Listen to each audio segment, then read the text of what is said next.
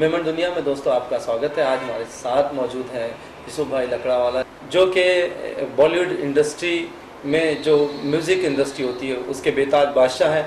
आप जानते हैं कि बॉलीवुड इस देश में एंटरटेनमेंट का एक बड़ा ज़रिया है लोगों के लिए, और इस दुनिया के आसमान में बेशुमार तारे जगमगाते झिलमिलाते हैं। उनमें से ही एक स्टार हमारे साथ मौजूद है। आपका बहुत बहुत स्वागत है हमारे साथ बातचीत करने का। हम हमारे सक्सेस स्टोरी के इस कार्यक्रम में दर्शकों को हम ये दिखाना चाहते हैं कि जिन लोगों ने अपनी फील्ड में कुछ काम किया है, तरक्की की है, उसके पीछे उनकी मेहनत, उनका लगन, उनका डिवोशन कैसा है, ताकि आप लोगों को एक मार्ग मिले और एक रास्ता मिले कि आप भी अपनी ज़िंदगी में इस तरह की तरक्की कीजिए। यूसुफ भाई बताइए कि आपकी ज़िंदगी की शुरुआत कैसी होती है? लाइफ के अंदर पहले तो इंसान को करना चाहिए कि ईमानदारी पर हो गए तो आप ज़रूर तरक्की करोगे। ऑनेस्टी रखो, तरक्की हो गई होगी। हमने अपनी लाइफ स्टार्ट किए थे कि हम छोटा बिजनेस चालू करें, लेकिन बहुत कठिनाइयाँ आई। फिर माँ बाप थे, वो बहुत स्ट्रिक्ट थे। हम अपने बाप को उस टाइम पे प्राण एक्टर हुआ करते थे। प्राण साहब इतने अच्छे इंसान थे, बाद में मेरी दोस्ती हुई, मैंने उनकी बिल्डिंग डेवलप भी करके दी थी। पर उस टाइम पे उनका ऐसा टेरर था कि लोग कांपते थे प्राण का नाम सुनते जी। तो हम, अल्लाह माफ़ करे मुझे, मैं बहुत तौबा करता हूँ कि मैं अपने बाप को प्राण की तरह देखता हूँ कि मेरे फादर जो है वो एक प्राण है। कभी किसको पैसा देंगे नहीं, ये विलन है, लेकिन वो इतने अच्छे इंसान थे। इनका स्ट्रिक होना, उनका स्ट्रिक होना, मैं आज ये बुलंदी पे पहुंच गया। पैसा देते नहीं थे, तो वो नहीं देने का कारण ये था कि मेरा बच्चा खुद कमाए, उसको कीमत पता चले। उसका ये करने से, इतना करने से मैं बचपन से 13-14 साल की उम्र से बिजनेस में लग गया। मैं कुछ भी करूं तो कुछ बिजनेस निकालूं कि जिससे मेरे को थोड़े पैसे मिले, जहाँ से मैं अपना पॉकेट खर्चा निकाल सकूँ।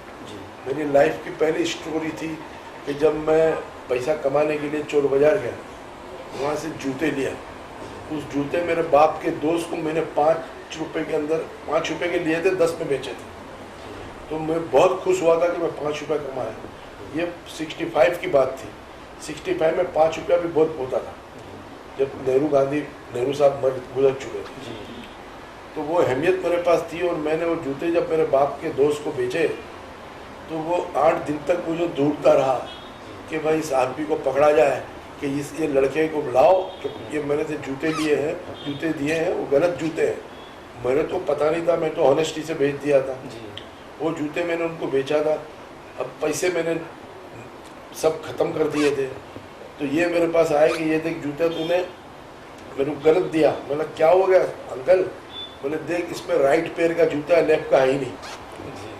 वो एक्सीडेंट ने मेरे को इतना बहका दिया, वो इतना शौक दिया कि मैं अब पैसे लाके कहाँ से दूंगा। लेकिन मेरे से भी गलती हुई थी, ये नहीं थी कि मैंने कुछ गलत किया उनके साथ। ऑनेस्टी के से मैं फंस गया, तो मैंने उनको दे दिया, तो वो फंस गया। मैंने देखो, आपने नहीं देखा, सुना मैंने नहीं देखा। अब आप पैसे जो मांगते अभी मैं नहीं है, तो कमा के आपको इंशाल्लाह आपको पैसे दे दूँगा, लेकिन अब नहीं है मेरे पास। मैंने अपनी ऑनेस्टी नहीं छोड़ी, उनको कमा के बाद में उनके पैसे दिया। लेकिन उस टाइम पे ये हालत थी कि मैं उनके लिए दुआ करता था कि अल्लाह इसको उठा ले जल्दी, मैं पैसे कहाँ से दूंगा। ये इस चीज़ ने मेरे को काफ़ी सिखाया। और उसके बाद फिर जो भी काम करता था, ये अटैच विद द प्रॉपर्टी। ये जो भी कुछ हो, मैंने दुकान डाली, रेस्टोरेंट की, अल्लाह ने उसमें भी सक्सेस दिया।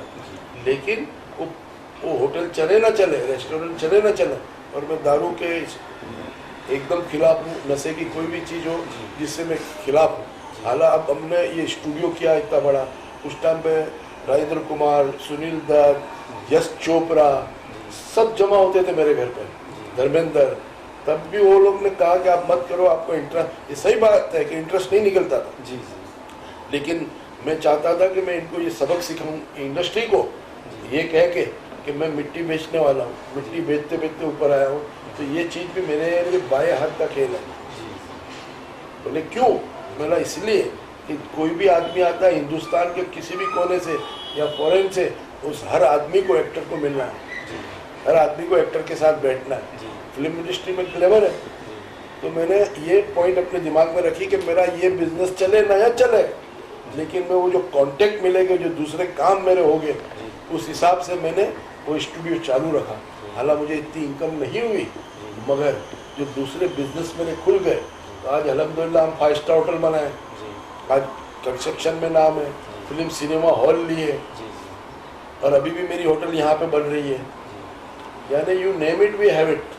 अल्लाह ताला ने इतनी फिर तरक्की दिया। जो ही लब खोलता है जादू बांधता है, हसीन लफ्ज़ों के पाँव में घुंघरू बांधता है।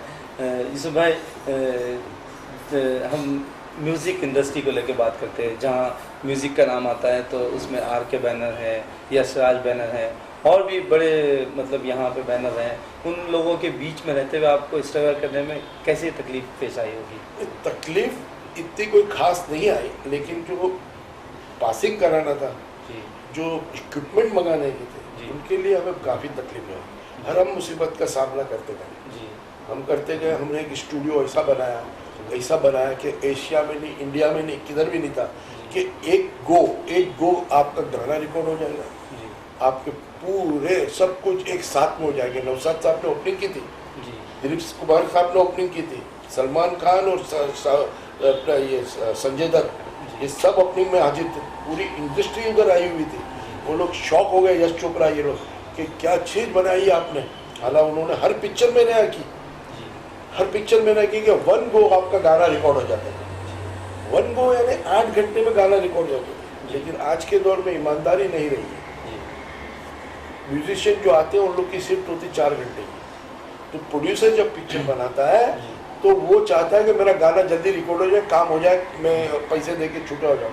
लेकिन वो 4 दिन लगाते थे। इतना बड़ा स्टूडियो बनने के बाद मेरे यहाँ 200 म्यूजिशियन एक साथ में बैठ सकते थे।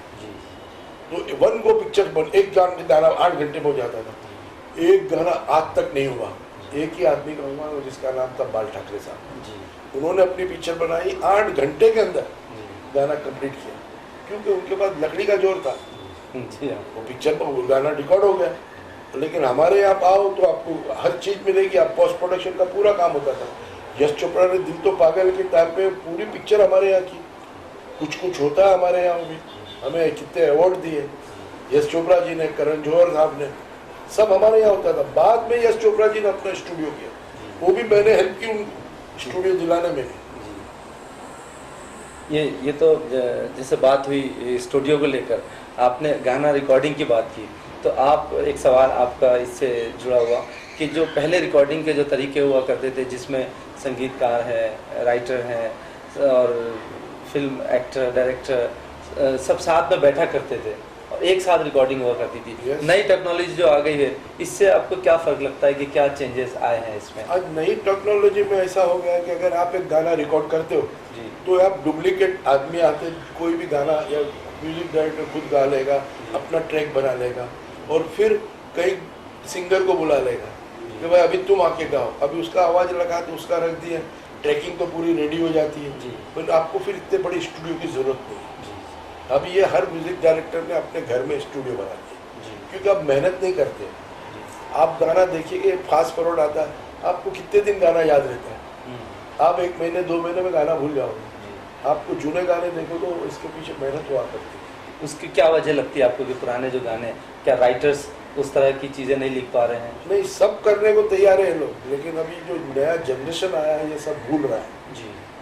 अब म्यूजिक भूल रही है, सबको डिंग डोंग चाहिए जी। म्यूजिक पर लाउड चाहिए। आप आज भी इस गाना सुनिए तो आप जूना गाना सुनोगे तो आपको मजा आएगा, छोटे आवाज़ से आप सुनते हैं। नए गाने हैं वो बड़े जोर से आवाज़ से सुनते हैं। एक टाइम को मेरे को किसी ने क्वेश्चन किया कि आपको इंडियन म्यूजिक और वेस्टर्न म्यूजिक में क्या फ़र्क है, तो मैंने उनको एक ही जवाब दिया कि इंडियन म्यूजिक से आपके हाथ हिलते हैं जी, और वेस्टर्न म्यूजिक से आपके पैर हिलते हैं। आप क्या पसंद करोगे जी। तो जो मुंह से वाह निकले वो चीज़ आज भी है, लेकिन अब बहुत कम बची है। अब जनरेशन पूरा अलग हो गया, कंप्यूटर का ज़माना है। तो इसमें जो देश के अंदर जो लोगों की पसंद और नापसंद जो होती है, तो आप कैसा, आपका तो रिकॉर्डिंग सिस्टम है पूरा, आपका शायद इससे डायरेक्ट कोई कांटेक्ट नहीं हो पाता, लेकिन कभी म्यूज़िक के साथ रहते रहते कभी आपको ऐसा नहीं लगा कि आपको एक्टिंग करने का, कोई पर्दे के सामने आने का कोई शौक़ रहा आपको? नहीं, पर्दे का नहीं, मैं अपने बच्चों को भी उससे दूर रखता हूँ जी ये ग्लैमर वर्ल्ड है, दिखने में बड़ा अच्छा है, जी लेकिन भीतर जाओ तो बहुत तकलीफ होती है। जी मैं तो ये सलाह दूंगा बच्चों को हमारे कि अल्लाह इससे बचाए, इस लाइन से दूर रहो, जी क्योंकि सक्सेस पॉइंट 1%। जी लोग बेचारे बच्चे कोशिश करते हैं और बाद में ड्रग में चले जाते हैं, जी डिप्रेशन में आ जाना है, तो सक्सेस नहीं मिलती। जी यहाँ भी एक भेड़ चारा हो गया, स्टार का बच्चा स्टार बन जाता है। ये जरूरी है कि स्टार का बच्चा स्टार बने, जी और क्वालिटी किधर से लाएगा? इंडस्ट्रीज का बच्चा इंडस्ट्रीज बन जाता है। ये ठीक है कि उसको बच्चों जो होते हैं उनके ब्लड में होता बिजनेस, इसमें किस चीज़ की जरूरत नहीं, जबरदस्ती आप निकल चलते हैं हीरो बनाने के लिए। जी तो बाहर वाले को आने ही नहीं देते, हमें मोनोपोली हो गई है। जी और अब पैसा इतना हो गया इस लाइन के अंदर कि आपको एक पिक्चर भी देखो तो 100 करोड़ की बिजनेस कर लेती है, जी और पूरा पैसा स्टार लेके जाते हैं। आज अभी हम ये स्टूडियो तो डाले हुए, लेकिन ये स्टूडियो में जब पूरा काम हो जाता है शूटिंग वूटिंग का, फिर हमारे यहाँ पोस्ट प्रोडक्शन के लिए आते हैं, और उस टाइम पर उनके पास पैसे खत्म हो जाते हैं। आज स्टार जो मेन हीरो होता है उसको चाहिए 50 करोड़ फीस, 40 करोड़ फीस। अब दिलीप साहब लाख रुपए से ज़्यादा लेते नहीं थे कभी। आपने स्टार्स की बात की, दिलीप साहब की बात की, उनकी तबीयत खराब चल रही है। अल्लाह उनको अच्छा करे, जी जी उनकी उम्र दराज करे। जी तो आमीन। तो ये जो लोग थे, जो पुराने जो लोग हैं इंडस्ट्री में, उन लोगों का जो मिलनसारी जो चीज़ें हैं, तो क्या आप ये नई जनरेशन में वो चीज़ें देखते हैं? नई जनरेशन आपको मिलेगी भी नहीं, लेकिन लोग इसके इतने पीछे रहते हैं जी कि आप उनको मिल ही नहीं सकते। जी फिर चमचे लगे रहते हैं, जी और वर्ल्ड वाइड आजकल नाम हो गया है। फॉरेन में पिक्चरें चलने लगी इंडियन। जी ओवरसीज बिजनेस बहुत ज़्यादा बढ़ गया है। जी तो इसमें जो हमारे मंटवन स्कूप के जो दर्शक हैं, जो युवा इस फील्ड में आना चाहते हैं, स्ट्रगल कर रहे हैं, उनको आप क्या संदेश देना चाहेंगे? नहीं, आप कोई भी काम करो फिल्म लाइन से दूर रहो। अगर हाँ आपको पेशेंस है, पेशेंस जिसको कहते हैं, जी वो बहुत जरूरी है। वो हो गए तो आप कामयाब हो गए। दिलीप कुमार ऐसे ही स्टार बन गए, अमिताभ बच्चन ऐसे ही स्टार बन गए, महमूद ऐसे ही स्टार बन गए, शाहरुख खान ऐसे ही स्टार बन गया। सबको स्ट्रगल करना पड़ता है लाइफ में, और पॉइंट है सक्सेस का 1% है, 0.1% है। तो उसमें आपको अगर पेशेंस हो, आपको लड़ने की ताकत हो, तभी भी आइए, तब तक ना आइए। वैसे इस फील्ड में आने के लिए आपको इंस्पायर कौन करता है? आपका आइडियल कौन है कि इस फील्ड में आप आए, किसी के साथ मिलकर साथ चले हों आप? हमने पिक्चरें भी काफ़ी की, ऐसा नहीं कि नहीं की, फाइनेंस किए पिक्चर भी, लेकिन इस पिक्चर में यही लगा मुझे कि एक ग्लैमर वर्ल्ड है, उसमें मैं दूसरे काम निकाल लूँगा, मेरे काम इजी हो जाएंगे। दूसरे जितने भी काम हैं सब इजी हो जाता है अगर you are connected with the glamour world. जैसे राज कपूर थे, तो हमेशा बोलते थे कि show must go on, show must go on. और आज भी उनके बच्चे हमारे दोस्त हैं, ऋषि कपूर ये वो सब बहुत अच्छे दोस्त हैं, लेकिन अच्छे हैं, खानदानी लोग हैं, लेकिन काम करते हैं वो लोग भी अपना करते हैं, साइड में दूसरा बिजनेस। हर एक्टर आजकल दूसरा बिजनेस चालू कर रहे हैं, सब कंस्ट्रक्शन लाइन में गए, सब जमीन की लाइन में गए, स्टूडियो भी करते हैं।